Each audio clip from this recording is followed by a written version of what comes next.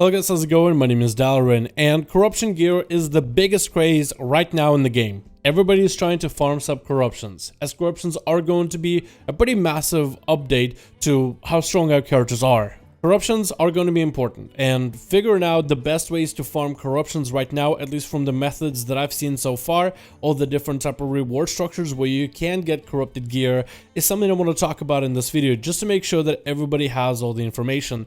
This isn't going to be anything new, or some sort of a crazy guide on how to optimize your corruption farming, but rather all the methods that we currently know of so far, and some of the other possible methods that you might want to look into.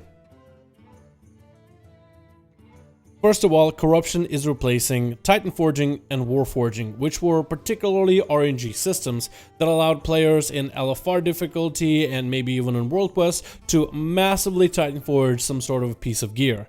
Now, corruptions are a little bit different, but they still are RNG. And in most cases than not, they are a massive upgrade for characters, depending on the corruption.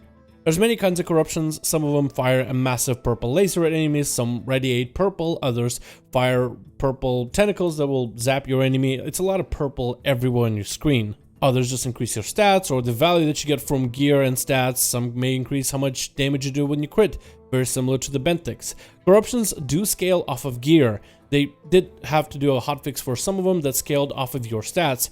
That means if you got, let's say, a low tier item, but you got a really good corruptions on it, that scale, let's say, with your attack power, if, let's say, your character popped agility flasks and agility pots, then the corruption will just simply do more damage.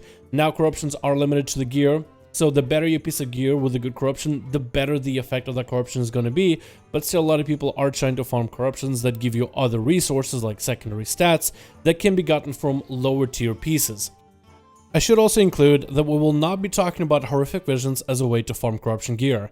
While corruption gear could drop from horrific visions, we simply don't get to farm them like we do in Mythic Pluses and other activities. So I'm going to be talking about farmable ways that are more guaranteed, because there's only a limited amount of horrific visions we can run a week. First method of farming corruptions I think would be the easiest one, and that's doing world quests. There's a lot of world quests out there that reward you gear. Majority of that gear is going to be blues, but maybe even emissaries might be able to get you some base 445s, which would be equivalent to the normal item level that you would get inside of a brand new raid in Lotham. Now, Blizzard is most likely going to increase the value of those rewards. So at the very beginning of this patch, at the very last patch of BFA, they're going to start the item level of gear at around 445, and maybe eventually they'll increase the possible item level you can get from World Quest to like 460 to match the heroic item level pieces that you would get inside of this new raid. What I'm trying to say is, when you open up your map and you see a bunch of world quests, and you see world quests that give you blues, gear that normally wouldn't be that much of an upgrade for you, then you might usually want to skip out on it. But with corruptions, it might be worth trying to see if you could get a blue or two. If you get a good corruption with those blues and they're not too low of item level, they essentially could be an upgrade for your character. So I guess in a way it makes those world quests that reward gear, maybe gear that's a couple item levels below than what you're looking for, could still be essentially viable or even wanted.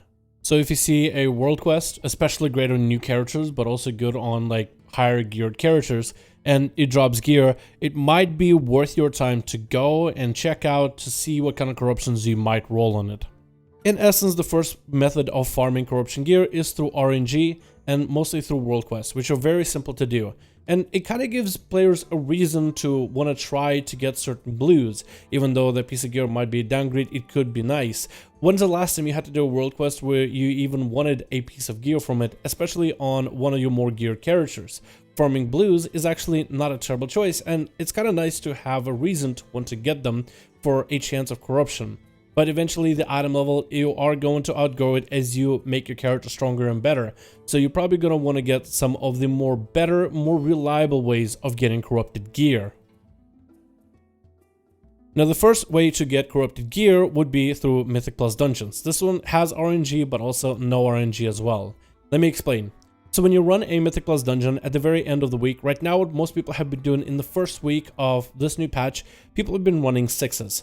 6 plus 6 Mythic Plus dungeons drop you full 45 item level gear, and that's going to be the highest for this first week. So running 6s is super easy, doesn't take long, they're really easy to do. You can even 3-chest them so that more people can get pieces of loot. Now those have a chance to corrupt.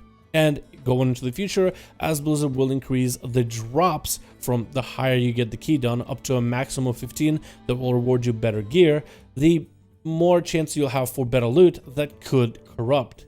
But also, for completing a Mythic Plus chest, doesn't matter at what level, as long as you finish a chest at the end of the week, Blizzard is going to have guaranteed corruption drops. Or at least that's what we were told back in PTR. Blizzard could go ahead and change this as of this Tuesday, Wednesday reset for a lot of players, and they could change the strategy behind how we get corruptions. But as of last time on PTR, the final decision by Blizzard was, and hopefully it still stands as, you will get a 100% guarantee of corruption gear at the end of your Mythic Plus chest. So if you want a guaranteed corruption, and it could be a ring, it can be a bracer, could be even be a trinket, or even an added effect on a weapon, corruptions will definitely drop from Mythic Pluses.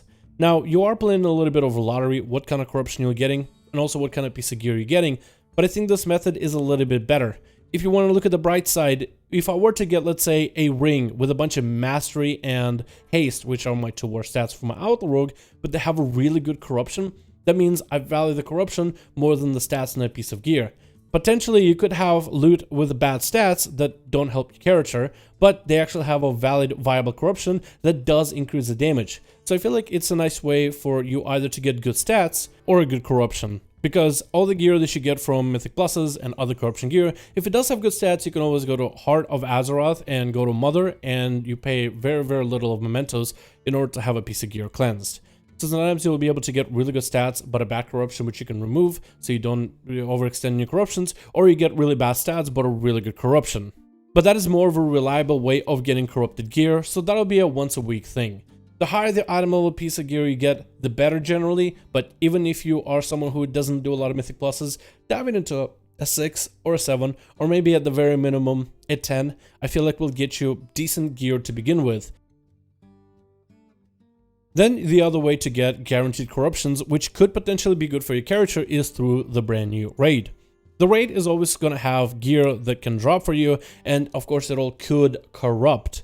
But you also have specific weapons inside of Neolotha that have a pretty determined corruption effect. And you have a variety of them. Majority of these effects you can get on other pieces of gear, but they come on specific slots. So inside of a raid, let's say you have a specific fist weapon you want to get, or maybe a sword, an axe, a staff, a wand, maybe an offhand with a corruption, then you can more prioritize specific bosses on normal, heroic, and maybe eventually mythic to get specific pieces for those corruptions. And I feel like that's a decent way. There is a little bit of RNG of getting gear when it comes to raids, there's always have been, but let's say you have a guild and you tell your guild leader, hey, there's a specific piece that's going to be exceptionally good for my class. If you have a structured guild and a structured raid, then generally the piece of gear will eventually be passed down to you. At the very beginning, everybody is just trying to farm as much gear as we can and item level, but eventually my guild, for example, is going to be trading loot as by need basis. If someone is best in slot for somebody, we want to make sure that person gets that piece of gear, so then the rest of our progression will be easier to get through. Potentially Blizzard could tag on extra corruptions maybe through PvP chest, but they haven't mentioned anything about that yet. We could also have a potential for corrupted gear from Warfronts, but Blizzard hasn't said anything about that either. But the more avenues you open yourself for collecting corrupted gear, the more options and more opportunities you'll have to get them. Of course, Mythic Pluses will probably serve as a guarantee for getting them, as well as the raids if you do get the weapons. Thank you guys so much for watching this video. Hope you enjoyed. This video was nothing new, but I want to make sure I covered everything when it comes to corruption gear. It's kind of the big craze right now, and it's kind of cool seeing all the different effects and how they function with classes, and how certain classes prefer certain corruptions, and maybe certain bits of content like Mythic Pluses have their own, raids have their own, even PvP have their own. I'm actually kind of excited to see where the system goes, and I'm hoping for the best.